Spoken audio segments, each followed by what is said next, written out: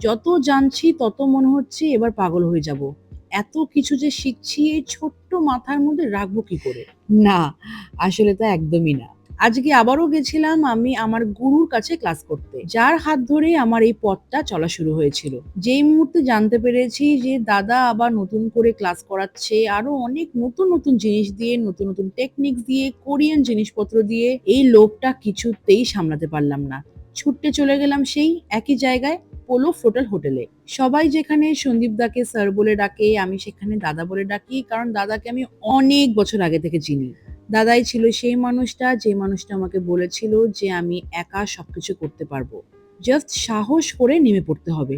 ভয় লাগবে, বুক দুরুদুরু করবে, কিন্তু ওই ব্যাপারটাকে কাজকলা দেখিয়ে এগিয়ে যেতে হবে। আজকে ছিল আমাদের কোরিয়ান সামিট। যে জিনিসটার ব্যাপারে মানুষের এখনো প্রপার এডুকেশন নেই বা নলেজ নেই, রাদার বলতে গেলে আমারও ছিল না, সেই পুরো ব্যাপারটাই দাদার কাছ থেকে আজকে আমি শিখতে গেছিলাম। বিভিন্ন জায়গা থেকে স্টুডেন্টরা এসেছিল, যেমন Siliguri, Guwahati.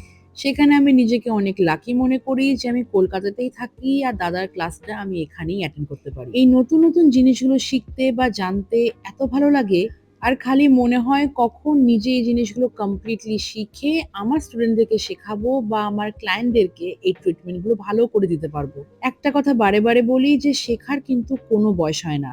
I am sure যে আমি যতদিন এই ফিল্ডে থাকবো ততদিন খালি শিখেই যাব। বিউটি ইন্ডাস্ট্রিটা এত বড় জায়গা, একবার যদি ভালো করে ঢুকে যাও তুমি নিজেকে আর থামাতেই পারবে না। সুন্দর হতে বা সুন্দর থাকতে প্রত্যেকটি মানুষ খুব ভালোবাসে, আর সেটাকে কি করে মেনটেন করতে হয় এই ব্যাপারটা কিন্তু আমরাই জানি। লাস্ট 17 বছর ধরে আমরা এই ফিল্ডে আছি, আর তার সাথে কয়েক হাজার স্টুডেন্টদেরকে কিন্তু আমরা শিখিয়ে এসেছি। এই ভিডিওর মাধ্যমে অবশ্যই আমি নিজের রুশাজের ব্যাপারেও বলবো। বয়সের কারণে মুখে বলিরেখা যেটা পড়ে যায় সেটা কিন্তু আমরা রুশাজে দূর করি, খালি তাই নয়, belly fat reduction, double chin reduction, thigh reduction, arm fat reduction, এইসবের উপরেও কিন্তু ফ্ল্যাট 40% অফ চলছে।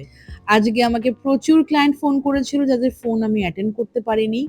তারা এই ভিডিওর মাধ্যমে অবশ্যই বুঝে যাবে যে আমি কোথায় গেছিলাম। প্রত্যেকটি মানুষ তাদের মতন করে সুন্দর, আর আমাদের কাজ হচ্ছে এই বিউটিটাকেই এনহ্যান্স করা, সৌন্দর্যটাকে দিনের পর দিন ধরে রাখা। যেখানে স্ট্রেসের জন্য একদম ঘুম হয় না, ঠিকঠাক করে টাইমলি স্কিনের কেয়ার নিতে পারি না, প্রচন্ড হেয়ার ফল হচ্ছে, ফ্রিজি হয়ে যাচ্ছে, তো সেই জায়গাগুলো কি করে ঠিক করতে হবে, কি করে মেনটেন করতে হবে, সেটা সঠিক পদ্ধতি জানি আমরা।